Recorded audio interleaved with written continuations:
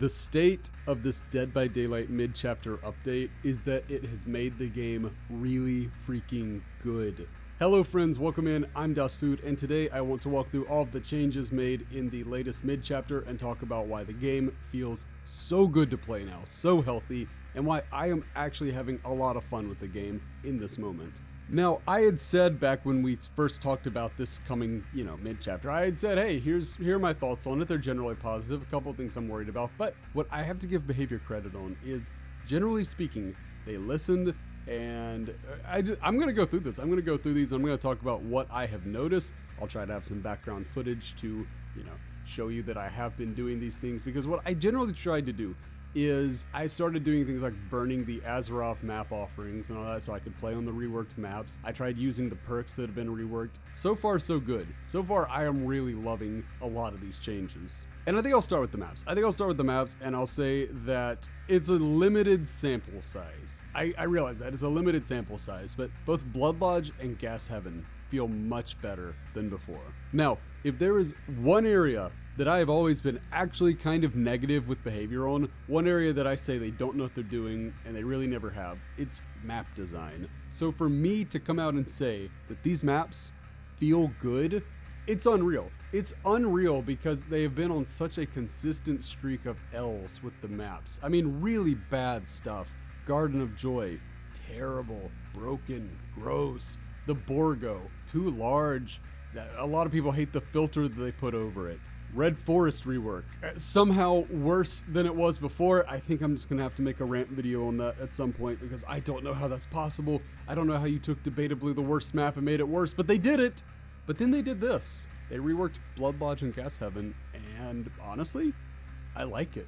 I think it's good. I think the reworks are solid. Having the main buildings be more towards the center of the map is kind of nice. It's kind of nice. It takes some of the safety away, especially on Gas Heaven, from working inside the gas station. And that's kind of nice because it used to be that if a killer wanted to go check on that, they had to kind of go out of their way. And while I realize that's unfortunate because that means killers like Nurse also have an easier time, the answer here is just to nerf the Nurse, right? That needs to be the next big thing that happens, is the Nurse needs to just be nuked from orbit because she's way too strong. But that's a video for another time. For most, I think that these reworks are going to be rather good. Now, again, I'm a clown main, so who knows? Maybe I have a biased perspective on like, oh, I can keep chases going and I can kind of juggle survivors. And let's talk about that. Let's talk about juggling survivors. So one thing that people have gotten really tired of was this gen slowdown meta. It was basically a meta where they were going to do everything they could to make sure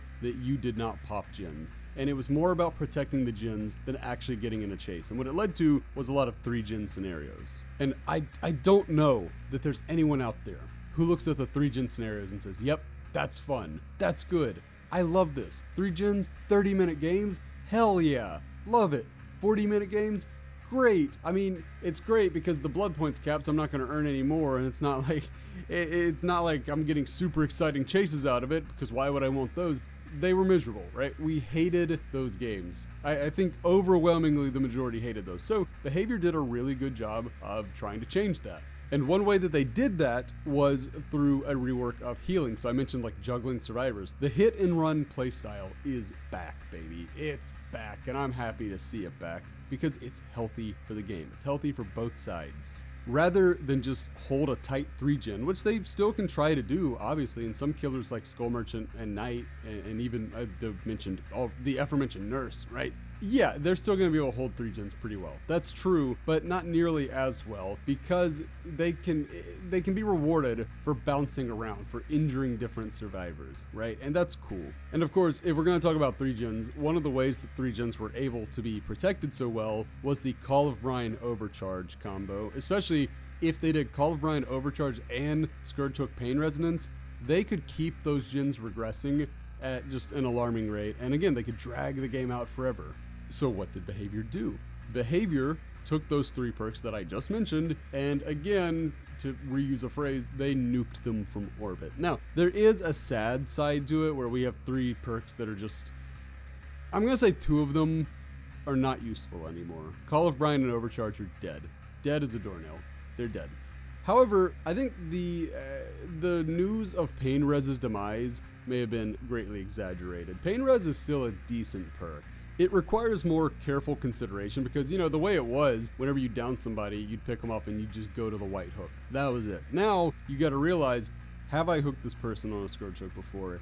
And is it a good time to use the scourge hook? Which, generally speaking, I just kind of go for it. I don't have that kind of planning, but I think good players are going to get a lot more value out of it now. And I think that's a very healthy design philosophy. I think it's healthy to make it to where good players get rewarded for playing well. I think that's natural. So really good changes all around there. And also Gearhead. Gearhead got a pretty massive buff, and I gotta say, I only used Gearhead for one game, but I loved it. I love having this information on where the survivors are. And again, you get this information by playing the game. You hit a survivor, and then the next time somebody's hitting a good skill check, you're gonna know, generally speaking, where they are. Of course, you have to balance that with the chase that you're in, but again, it gives you that ability to juggle a little bit. To hit one, see somebody else on a gen and say, hey, well, if I leave the person I just hit, they'll probably go heal, and I can go attack this person on the generator. That's kind of two birds with one stone. Good stuff. It gives the survivor who's been injured the chance to make a decision.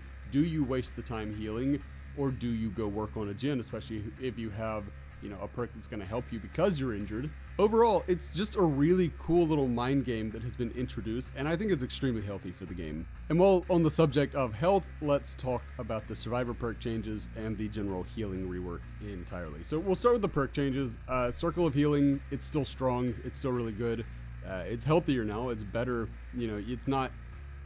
I still think it's kind of gross, but it's not nearly as gross as it was. So for the time being, I'm willing to put up with it and kind of see how it plays out. Overzealous, it got a buff, nothing major. It's still a decent but not great perk, so, you know, nothing too major there, but there's the potential to get more value out of it, so I do like that. And then there's Dead Hard, which, my goodness, I've played probably like 15 killer games or so, and if I've seen a Dead Hard, they didn't use it, so I gotta say, I love this new sprint burst meta. I love seeing life. I love all this. This is so much better. This feels so much better that when I get to a survivor, I can hit them. I don't have to worry that, oh no, they pushed their invincibility button and they're gonna be all right. No, it's great. It feels so good. It's so great. Dead Hard is finally not the bane of my existence, and I think a lot of killer players can kind of agree with that one, so that's just lovely. In regards to the healing rework, I've seen some survivors just be really negative about it, really negative, and I think what this is, and I'm sorry, because again, at this point, I play a lot more survivor than killer. I'm identifying more with the survivor side of the aisle, but y'all, I gotta be honest, some of y'all are whining about this, and it's just ridiculous, because no, you shouldn't have had medkits where you could heal yourself fully 2 to 3 times depending on the add-ons and perks. No, you shouldn't have been able to get self-heals that only took you 8 seconds. That's ridiculous. No, you shouldn't be able to just pop the, the syringe and keep a chase going like it's nothing. It's ridiculous. Medkits were gross, and at this point, they're still solid, right? You still get to give yourself another health state. It's not that it's gone, it's just that it's weaker. And I think that is so profoundly healthy for the game. I cannot believe the amount of people. I saw some people saying, oh, I uninstalled the game. I'm done. This is too killer-sided. Really? Really? Because of a medkit rework? Medkits have been debatably the worst thing about Dead by Daylight for a pretty long time. This is great. This feels awesome. This is great to me. And by the way, I don't have any problem with it at all as a survivor. Now, you could question, maybe, changing the rarity of all the medkit add-ons. I'm not sure that was necessary, but what a minor gripe. What a minor gripe. That is not enough to say, oh, well, it's a bad change. No, it's a good change. In fact, it's a great change. Now, again, I want to keep hitting on this. There are people who say, oh, well, now it's going to make it even harder to go up against like a god tier nurse. And again, if medkits were the worst thing about Dead by Daylight for a long time, and they've been fixed, I think we have a new thing to set our sights on as the worst thing in Dead by Daylight, and I think her name is Sally Smithson. The nurse is gross, needs to be changed, but that's not what this video is about. I'm just saying, I know that for every one of these changes, you're going to have people who say, oh, well, what about how this plays with the nurse? And you're right. You're right. But that doesn't mean the change in and of itself is bad. It just means there's some follow through that needs to happen. The new blood web is super satisfying. I really, really like it. I love being able to burn through the blood points and really just kind of turn my brain off and push the middle button. It's so nice. It's, you know, especially when you do levels 1 through 10 on the blood web, it is so nice to not have to click each individual thing. And once you get a little further along the way, what I generally find myself doing is especially if I'm a survivor, I just see if there's like party streamers or something, I'll grab those and then I'll let it auto do the rest of it. And it's lovely, it's great. It's a lot faster than it was in the PTB, so really good stuff there. Obviously, the accessibility improvements are great with the visual terror radius. You know, nobody's complaining about that. It's great. The more people that can play the game and enjoy it, you know. I mean, imagine the kind of monster you would have to be like, no, I want the hard of hearing people to have a bad time. So no, that's great. If I had to say the only thing I'm a little more not as much of a fan of, I think that they made small tweaks to a lot of killers, and most of them were fairly innocuous. I like that the clown's pinky finger was nerfed. I still think it just needs a rework. It's so gross, but you know, that's for another time, another video possibly. But I think that the tweaks to killers were not necessarily meaningful, I guess, in any real way. And then the thing where they edited the light burn and all of that, I don't necessarily mind that you can't light burn the Wraith anymore, because the Wraith was really suffering from that. If you've ever played Wraith against a team where they have 3 or 4 flashlights, it's miserable. It's terrible. So I understand it was a unique interaction. Some people that I really like as creators have said they don't like that change. I'm kind of for it. What I'm not for would be the changes to Nurse, especially. There's a theme to this one.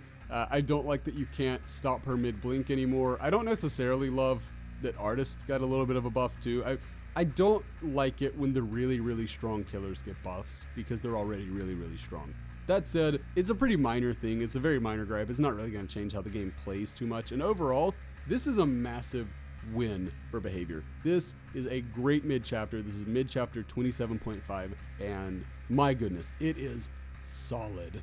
I and a lot of other players had asked them to change up the meta, to not be afraid to nerf popular perks just to see what happens, and they did that here. They changed the thing with medkits, which again, long-standing issue. Overall, absolutely great update. This one is just, oh man, I catch my breath.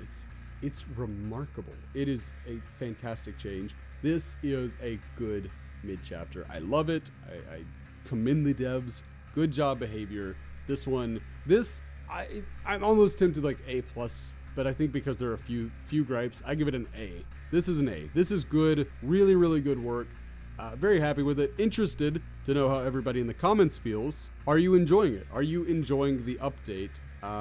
Because I'm sure there are some of you who hate the update. And it's funny because anytime I make a video like this, I get 2 comments. One of them is going to be, they gave killers everything they wanted, and then the other's going to be, well, they gave survivors everything they wanted, and it's like, yep, that's the sign of a good update. So overall, I'm very interested to hear what you have to say, but wherever you are, thank you so much for watching. Hope you're having a lovely day, and until next time, I've been DustFood. Bye, friends. And I've been dreaming on in my head like I've seen it. A life worth living is a life with meaning. I'll do what I love till my heart stops beating. I'm feeding this demon. Got a taste, can't erase,